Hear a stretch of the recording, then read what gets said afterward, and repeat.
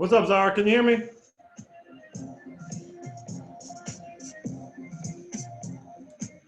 Yes. Hi, sorry, I was muted. No, it's all good. We are not going to be on video, correct? No. We're going to do the same as last time, just live. Amazing. Just confirming because I just got in from a run and I look a mess, so. Oh, it's all good. Very cool. All right, I'm going to grab a little water. I'll be right back. Okay, now do your thing.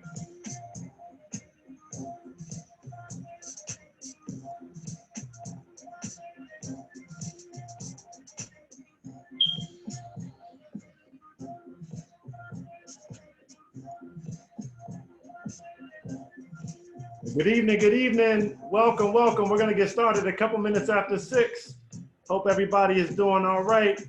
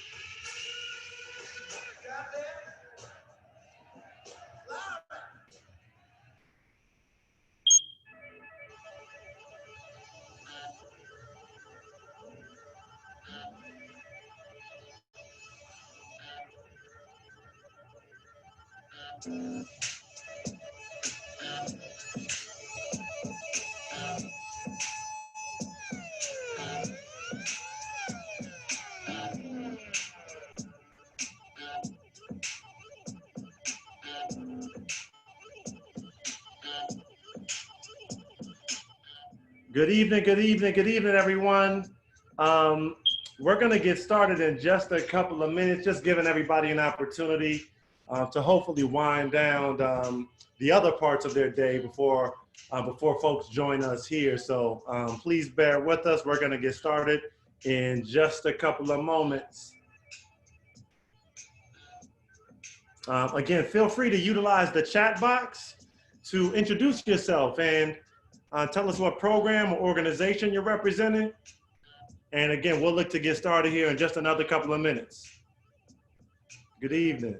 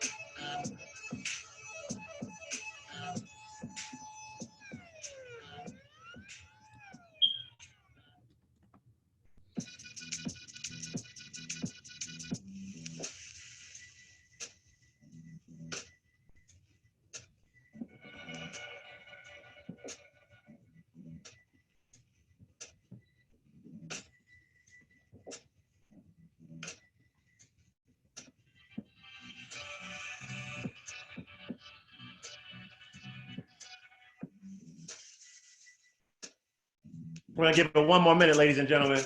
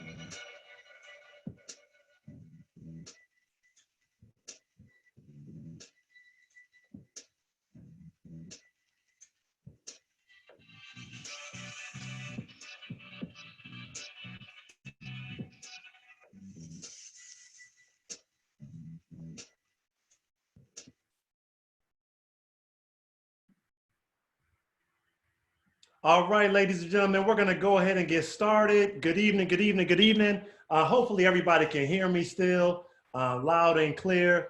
I'm super excited to be with you all this evening to talk about the Moving Towards Liberation cohort experience, which is a brand new pilot opportunity, educational group pilot opportunity for programs serving young people in the Baltimore area.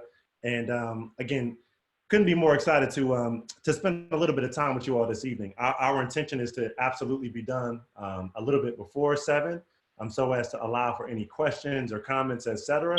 But first and foremost, please allow me to introduce myself along with my co-host. My name is Sadiq Ali, and I'm proud to serve as the Executive Director of Maryland Mentor. And Zara, you there? Yes. Hey. Hi, everyone. My name is Zara Kadu. I use she, her pronouns. I'm white, and I'm the director of Both And, which is a collective of multiracial racial justice trainers, as well as the director of the White Women Anti-Racism Alliance. Really excited to be here with you all. Awesome, awesome. I wanted to shout out, it looks like we have at least one additional member of our design team. I'm gonna call on him in a moment. But the purpose of this session, obviously, it's an informational session, but the purpose of this session is to give everybody a little bit of detail and background about how we came to create the concept of moving towards liberation. And let me just say first and foremost that I really, really appreciate everybody making the time to join us this evening.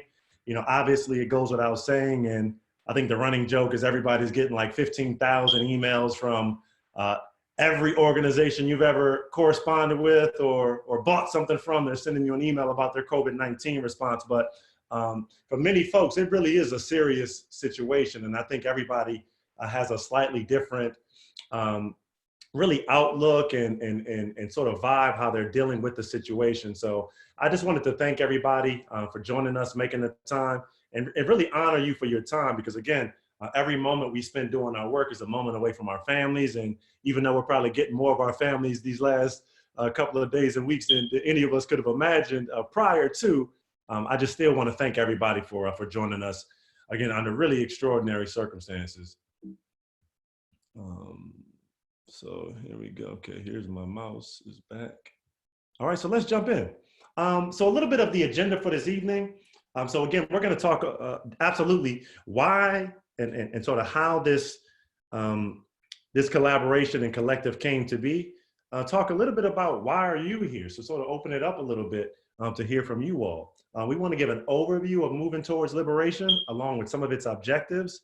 Talk a little bit about the design team and what particular piece really that our respective design team members have sort of brought to bear in this entire process. Talk again a little bit more deeply about the cohort and its features, and again, a few more of the objectives. We want to take some questions and then obviously talk some next steps before we get out of here for this evening. So the first question that we wanted to jump in, and again, we have, let me check the attendance here once more, but there are at least one of our other cohort design members, Davon. Davon, if you just raise your hand, feel free to chime in, Davon. Awesome. Yep, Davon is here. Davon, I just unmuted you. If you want to introduce yourself really quickly. Hey, it's Davon. Yep, I'm here. Awesome, awesome. Appreciate you, Davon. Yes, sir.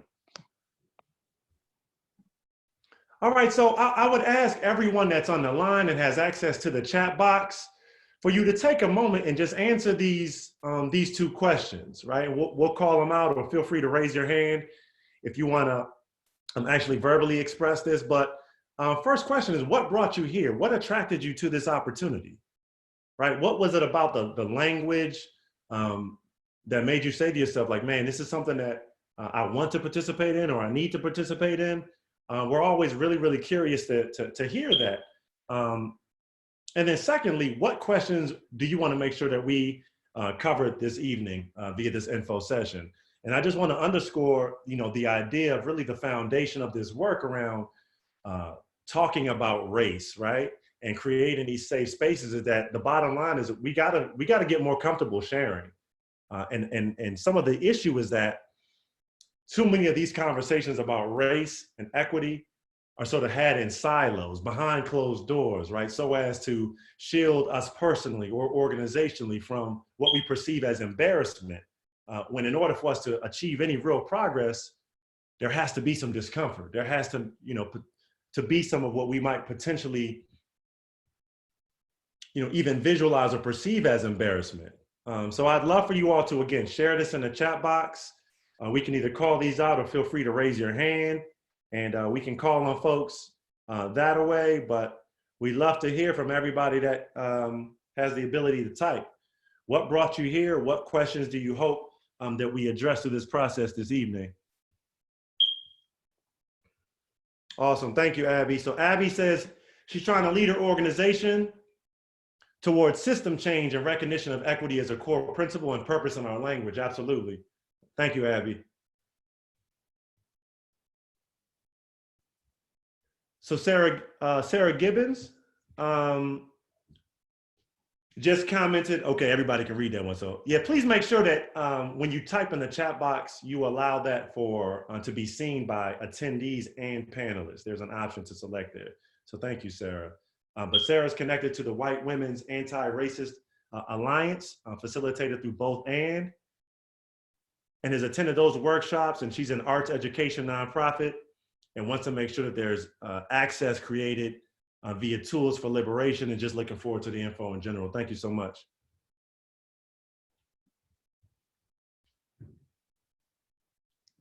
Anyone else? Anyone else? What are you looking forward to? What brought you here? What questions do you want to make sure that we answer via this session this evening? Don't be shy. Again, we ask that we share openly. This might just take the rest of the time, man. Folks are already starting off a little sluggish here, Zara. I just realized I was muting. I was laughing along with you. So Michaela, thank you so much. A few things, boom, opportunity to engage with some people in our workplace that don't typically engage in this work. Respect for the work of LBS and others. Not as familiar with me, that's cool. We'll get to know each other, hopefully, as well as our CEO's respect for LBS, which makes me think it might be easier to convince her to do this also. Always looking for opportunity to engage, right, in ways that we can move our work towards equity and liberation. And this one seemed especially appealing and local, and some folks that are familiar to our organization also. And Z says, not trying to write an essay, but super interested in anything that's aimed at advancing liberation. Want to continue to work to make the nonprofit machine in the city begin to work for my community. Powerful. Frank from Choice, again, as we move the program towards anti-racism and youth-centeredness, excited about hearing how other people are thinking about this for their respective organizations. Allison says that she's also participated in the White Women's Anti-Racism Alliance workshops. And she's an AP at a private high school in Baltimore, and just here to learn more about the opportunity.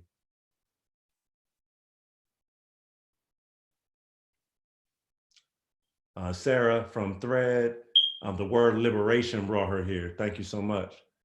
Interested in what the cohort content activities will be, time and cost commitments, absolutely. All right, this is really, really powerful, really powerful stuff. And this is exactly what we were looking to suss out. We appreciate that.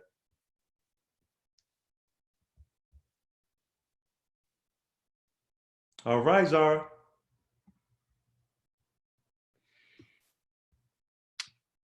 All right, so when we look at why moving towards liberation, why did, oh, hey, Adar is here too. Hey, Adar.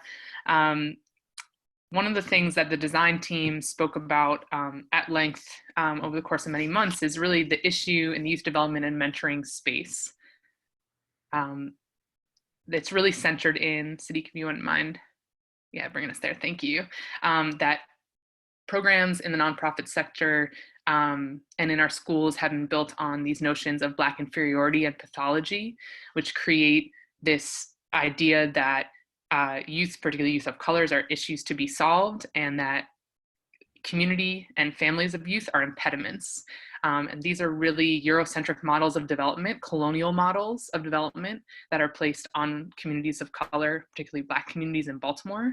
And that notions of assimilation into white culture and white supremacy are key to survival and success.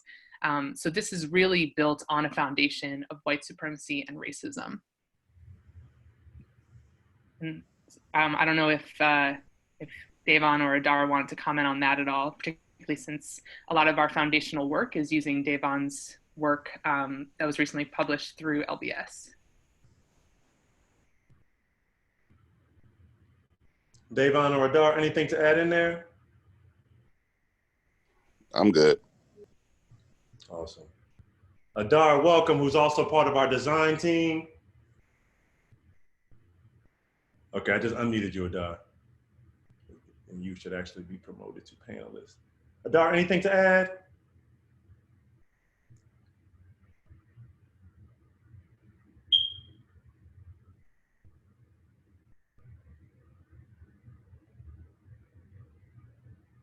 All right, Adar, if you have an issue, just, okay, I think you're unmuted now.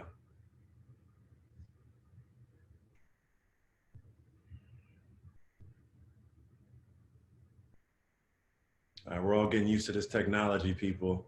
Adar, if you want to add anything, just type in the chat box or raise your hand and I'll call on you that way. Okay, Adar says she's good for now. But as we talk moving towards liberation, right, the other but is that despite what we know about programs through both lived experience and conversation with young people, anecdotal evidence, we still believe that when presented with viable alternatives and in conjunction with community, resource partners and staff and armed with, again, alternative methodologies, youth-serving programs and organizations can and will do better by our young people. This really is the core of our work, right? Because there's a lot of folks, and we can complain and point fingers all day, but we wanted to do something about it because our young people demand that we do something about it, and that is that important. So we can't just sort of assume that folks don't want to change or don't want an alternative, but sort of surveying the landscape, there weren't a lot of opportunities to engage from a youth development standpoint, exactly what that looked like. So we convened this group of leaders in this space to be able to put together what this would look like as we reshape the landscape.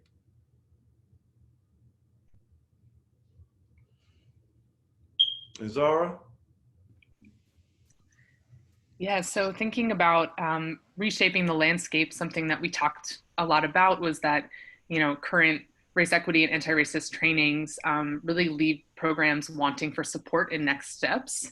And a lot of that is group support and support through relationships to implement and be accountable. So we were thinking about the ways that not only to support people as a cohort, and as Sadiq sort of said at the top, you know, creating a space where people can be honest and really talk the challenges that they're having and some of the ways, and hold a mirror up to themselves and some of the ways that they need to change, but doing that specifically within youth development, because very few programs address programs and organizations working specifically within the youth development sphere. Awesome. So enter our design team. So really, especially for those, and I'm remiss in not sort of leading off with an overview of Maryland Mentor for those that aren't familiar as much with our work. But Maryland Mentor exists as part of a network of affiliates of the National Mentoring Partnership to increase the quality and quantity of mentoring relationships across the state and to close the mentoring gap. But sort of at a fundamental level, we have to ask ourselves, what is mentoring for, and what is the traditional model of mentoring? So in our work as Maryland Mentor, we provide training, resources, and all manner of technical assistance for the close to 300 unique mentoring programs and organizations across the state of Maryland.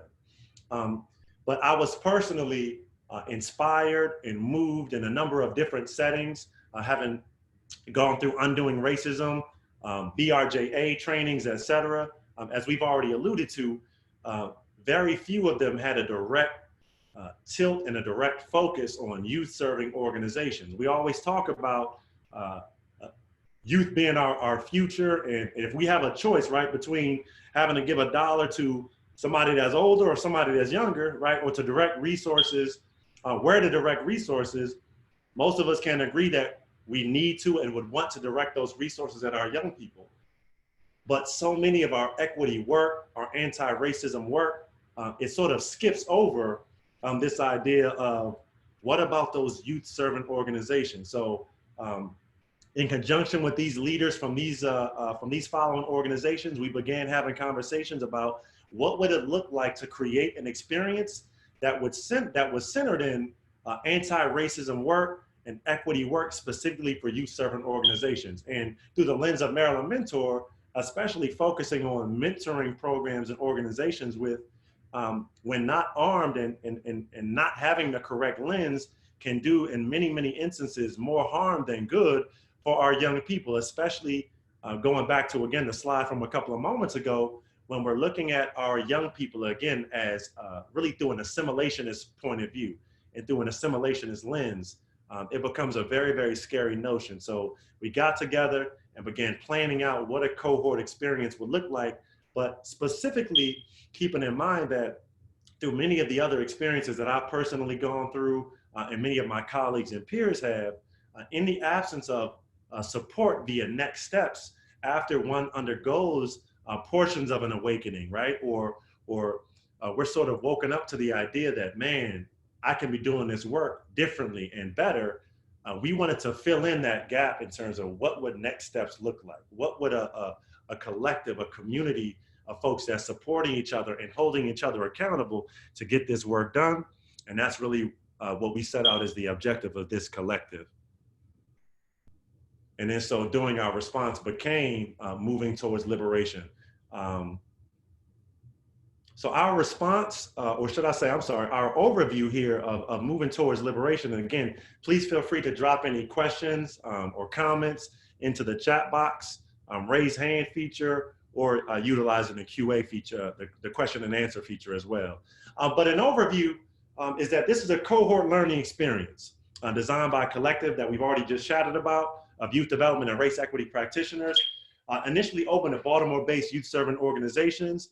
And we're looking to present tools and strategies for evaluating your program and organization for liberation. Those tools and strategies will be centered, right? A very, very important piece of the work that we'll do together, along with technical assistance for your organization around implementation.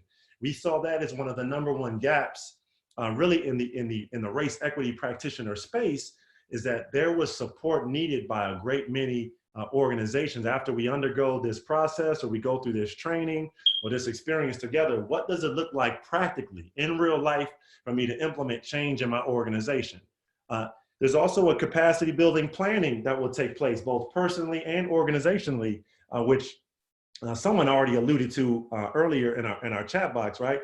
This idea that organizations are full of people, right? Organizations don't just exist, right? Organizations are full of people, and organizational culture and practices are driven by people. So this idea of capacity building for ourselves as well as for organizations is really, really important. And obviously we want to center those principles of equity, anti-racism, and youth liberation. We'll also do a good deal of racial caucusing, right? Because we understand that research tells us, again, both actual research as well as anecdotally, there are conversations that need to be had in white-only spaces. There's conversations that need to be had in Black-only spaces. There's conversations that need to be happening together as well. But ultimately, we want to work with organizations to create equity statements and plans for your organization, which hopefully, if this process goes according to plan, looking at integrating this work directly into strategic plans, integrating our board into this process. Because again, one of the other big features is making sure that there is buy-in for this process at the highest levels of the organization. So we've made it as part of one of the requirements for participation is that an executive director, an ED, or the CEO of the organization be committed to participating in this process as well. That's how serious we understand it to be, of culture starting at the top. So I'll pause right there for a moment and allow for Zara, Adar, or Davon to jump in as well.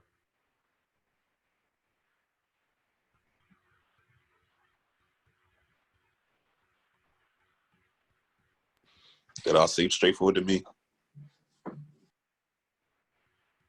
Awesome. Adar, anything to add in there? Adar says she's good. Awesome. Let's keep rolling.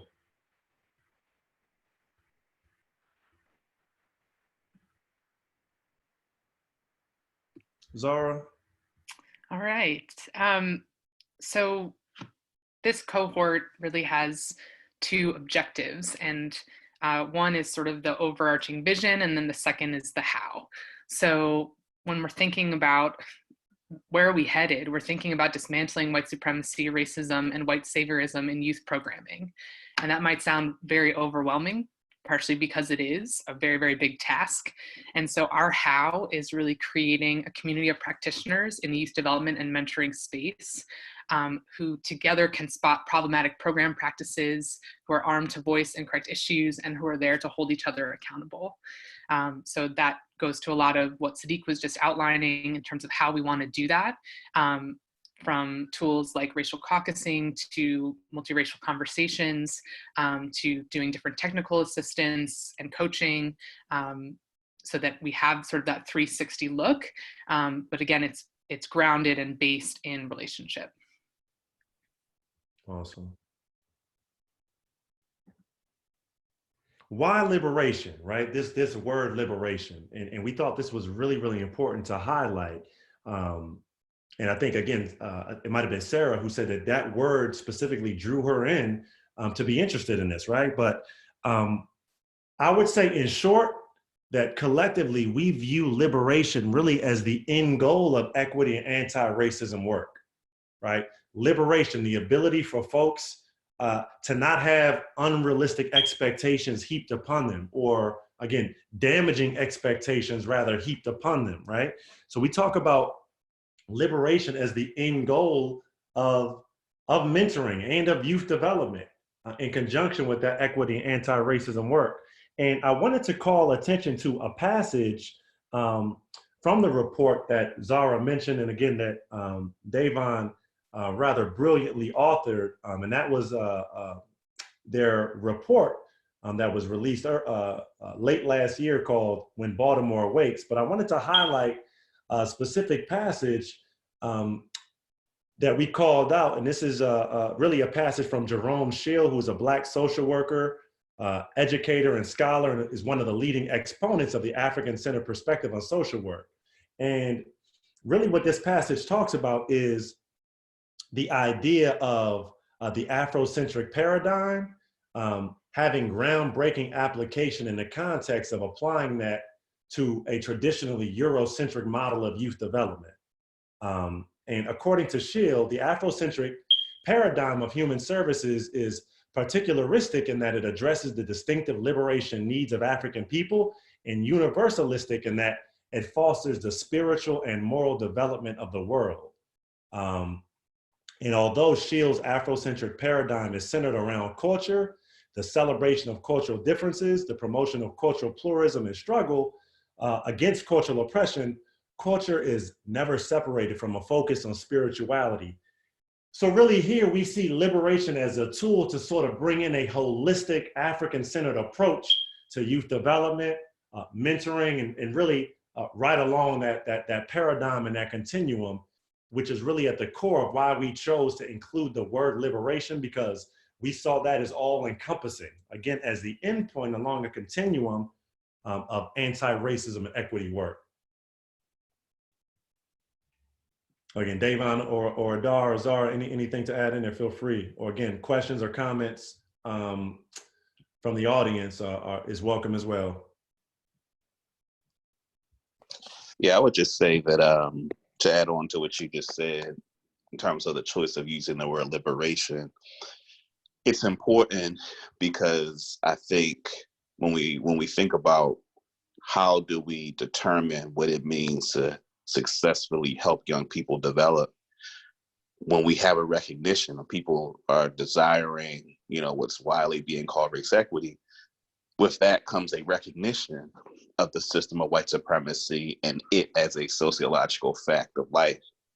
And so in light of that, what liberation is about understanding that improving the ability for people of African descent or other peoples of color's ability to have the tools we need in our communities to lift ourselves up in a way that's self-determining is understood to be inextricably linked to how programming is designed for helping to develop young people, and that young people understand those things as intrinsically linked, because the healing and work necessary to help young people is inextricably linked to the work that's necessary to help address the concerns of our overall communities.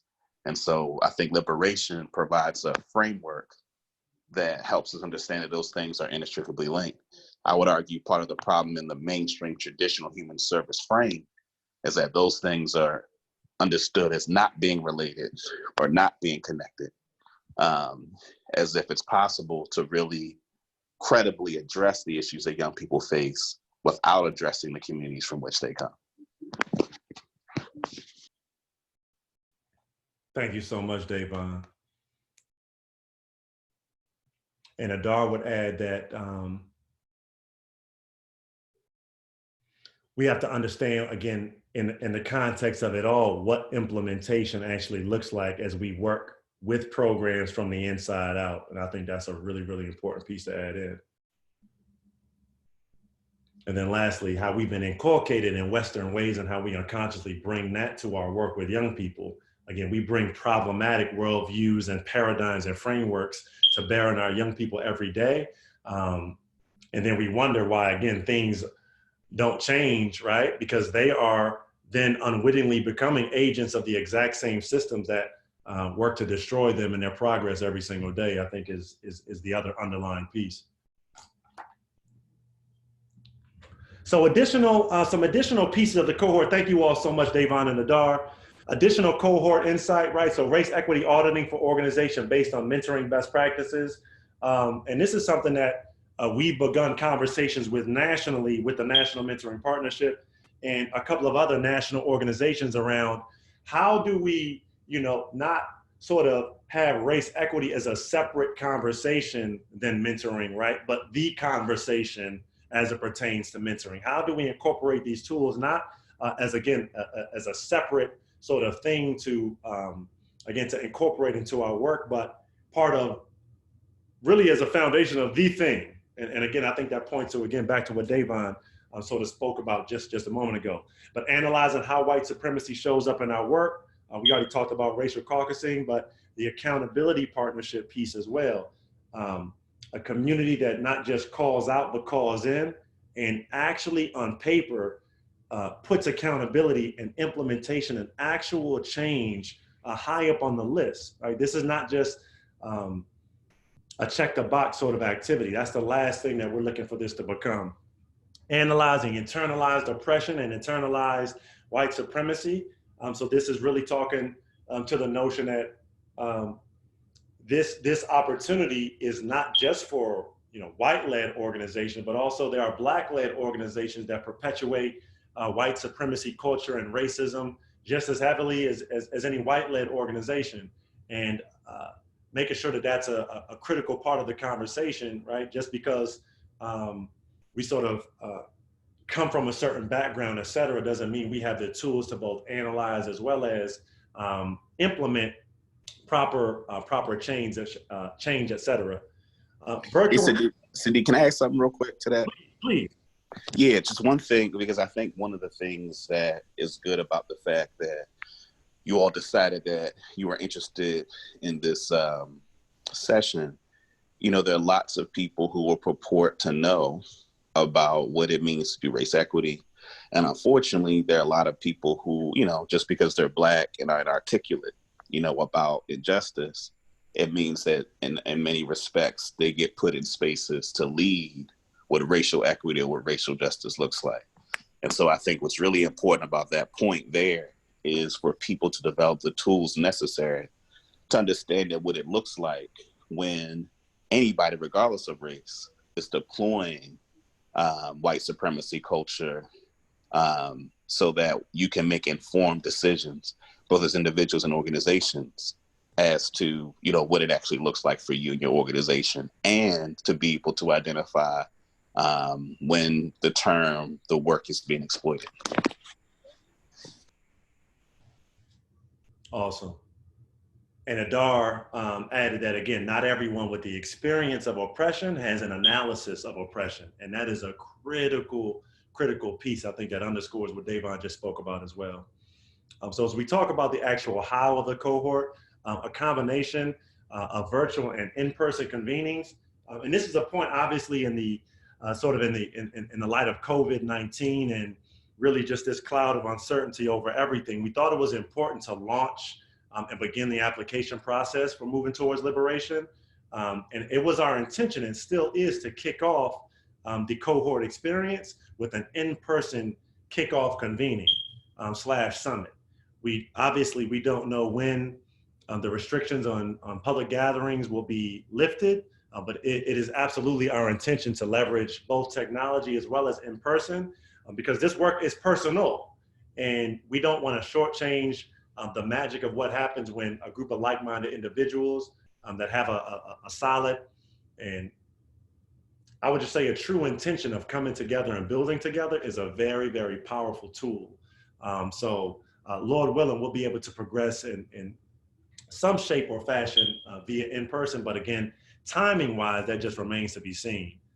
And ultimately, I spoke about this, but one of our long-term goals is to build a community of programs and practitioners with the accountability and that are armed to really be able to call out some of the behavior as well as implement change. One of the things that we're also really excited about is the connection to the new Timbuktu adult education work that Davon and Leaders of a Beautiful Struggle launched also last year as really a way of looking at continuing education. Because even at the end of a 9-month process, certainly not at the end of a 2 or 3 day process, this is ongoing work. And in order for us to, again, be held accountable and for long-lasting change in our respective organizations to happen, this is an ongoing process. So this idea of continuing education, we're particularly excited about, because it doesn't mean that after the process is over, after we spend time with each other, that's it. And then lastly, analysis and suggested implementation of existing resources, as well as there's going to be a good deal of original content that is created. Because again, part of this is that we didn't want to recreate the wheel, and there are a million of excellent resources that are out there. So we want to bring those to bear on the experience, and again, give suggested implementation of those resources, as well as, again, sharing out some new tools and pieces that we're really excited about as well. And these are some of the resources that we'll be using throughout the cohort experience. And again, I emphasize these are some of the resources.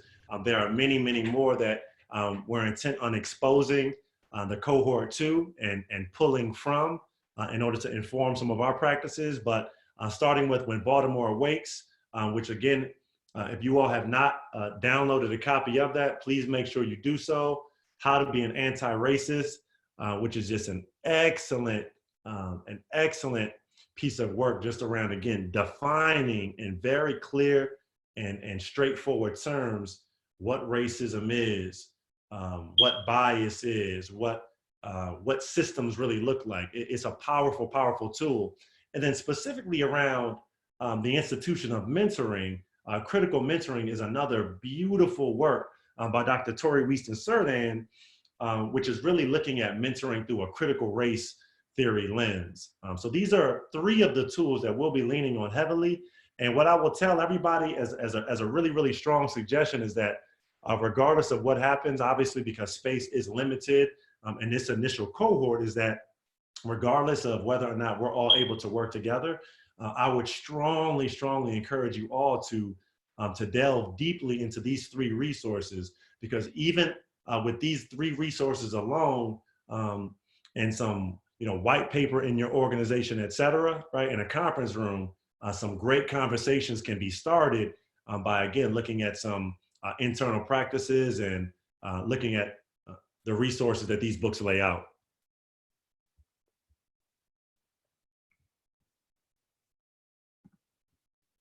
This is a projected timeline, which I think at this point is somewhat blown up, especially today. We just got news, obviously, that city schools and schools around the state will be closed until at least April the 24th. So we really don't know what the amended or updated timeline would look like, but this is a general idea of sort of where we are in the project timeline. Most critical next step, I would say, is if you or your organization are interested in participating, so we're not going to spend a lot of time on this timeline. We're going to make sure we send out these slides to everyone. But next steps from those organizations that are considering participation is to get your application complete. And if there's any questions that you don't feel comfortable asking right now, or that might pop up for you later on, please shoot me an email. Shoot me an email, and we'll cover that with our design team. But again, just be thinking also about who from your organization will participate. There are slots for a maximum of 3 folks from an organization. If there's an exception from an organization that you all are sort of looking to talk through, just reach out to us. But we're looking for around 2 or 3 individuals from an organization to be present. So that way, again, we start to build up a resistance inside an organization, right? Because many times we send individual representatives to go and get trained in X, Y, and Z, and then sort of be responsible for coming back and implementing change in an organization, but that person is sort of standing alone. So this idea of even inside organizations, so there's a larger cohort experience from MTL, but then allowing this group of individuals to go back inside their organization to implement change, we thought was a really, really critical piece. Be clear on what is at stake for you or your organization on participating and not in participating. Like we said, please complete the application as soon as possible. Reach out with additional questions, comments, and then if there's anybody that wasn't present for today, share the opportunity with them. This webinar is being recorded, so we can absolutely send out this broadcast, this recording for anyone to participate. But the ED, as Zara just reminded me, the ED or head of that organization is a requirement for participation. I repeat, the ED or the head of the organization must be one of those 2 or 3 folks that participate in the opportunity.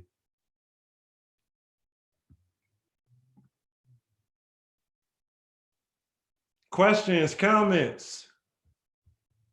And meanwhile, we will thank 2 of our design sort of process supporters, which were T. Rowe Price Foundation, which is one of the first questions that we've gotten in the info sessions is that right now, there is no cost to participate. Now that could change in the future with additional cohorts, but due to the support of T. Rowe along with the Deutsch Foundation, right now there is no cost for participation.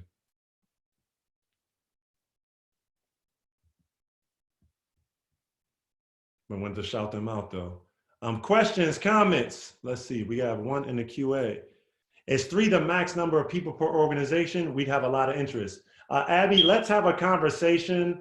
Let's have a conversation about that, because just depending on final numbers and how things shake out from an application standpoint, there could be an opportunity to include more than 3 per organization.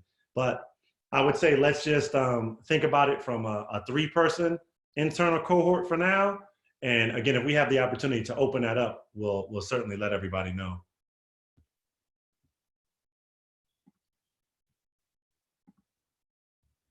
Thank you for that question.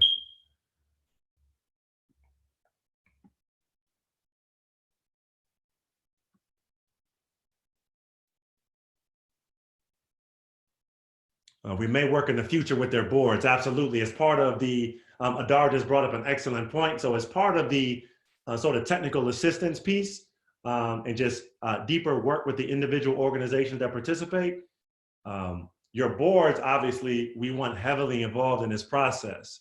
We've actually fielded some questions last week during our first info session and also via email just around, what additional information, are we able to provide for boards? Adar, you saying that must be a hard, in the case of an ED who's theoretically in the board but literally lacks the capacity, right? Could be the deputy and 2 program directors suffice. Z, let's have a conversation about that offline. We would like for the executive director to participate really fully in the process. So I want to make sure I'm answering your question. Let me even unmute you if I can, Z. Let me see if I can find where to do that in my control panel. Okay.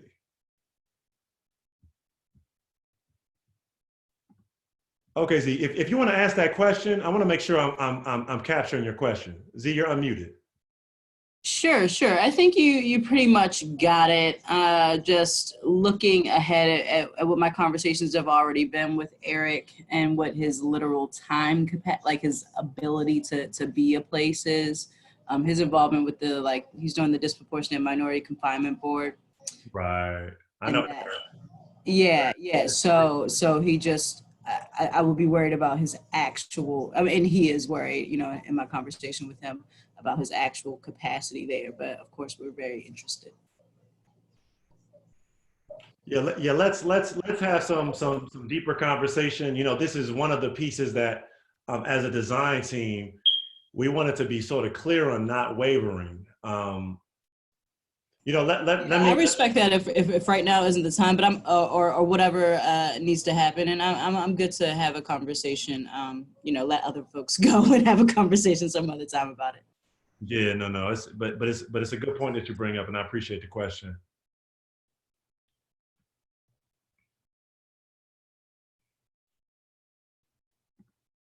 Other questions, comments, folks? That's literally the information that we have to share for you all this evening at 6:47. Okay, we got another question. Okay. I would be interested in suggestions for getting leadership buy-in for participating in this. It's a great question. It's from Sarah Gibbons. I think first and foremost, we want to send them this slide deck. We want to send them the recording of this conversation right here. I think one of the most, I would say, additionally effective ways is, as we look internally about the status of our organizations, one of the things that, without giving too much about some of what we have planned for the cohort, and additionally for the kickoff summit, I would be interested in what the response would be from the young people in our program, from the parents and family members in our programs, when asked, I would say when asked the right questions.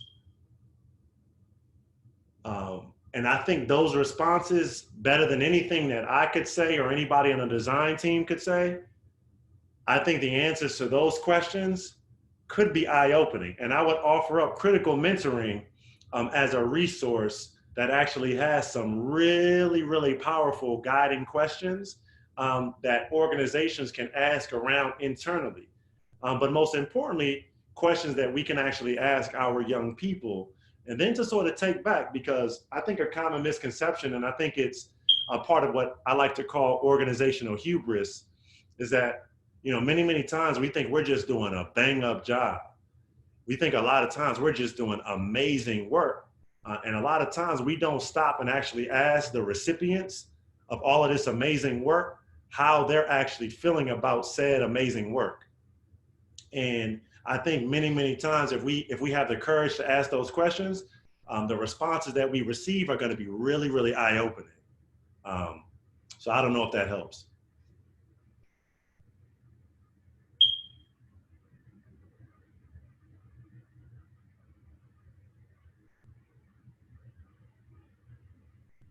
How many organizations will be selected? We're looking at working with Abby. We didn't answer this.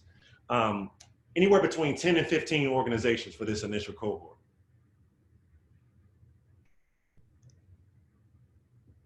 And I understand about the kids running around. We got some kids running around in here too, Abby.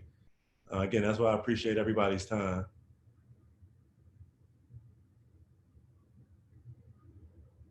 Awesome, thank you, Sarah.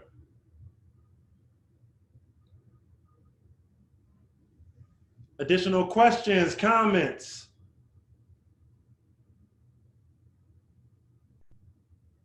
And again, feel free once again, if there's any other questions. Zara, you wanted to jump in? Nope, I'm all good, thank you. Okay. If there's any other additional questions or comments that come up at a later date, feel free, which again, I meant to include our email addresses, but as we send out the slides here in the next day or so to folks that attended here, feel free to disseminate those slides. But again, I will make sure that our email addresses are there. But if there's anything that comes up as you all are thinking about this and having some additional internal conversations, just shoot us a note. Just shoot us a note and we'll get right back to you. And I thank you all for being here. If there are no other questions, comments, Adar or Davon, any closing thoughts? Nope. Awesome. Thank you, Adar. Well, everybody, again, please stay safe. You know, hug your kids, hug your family, stay in touch, and we'll be in touch with you all very, very soon. Peace and blessings, everybody. Have a great evening. Night, everybody.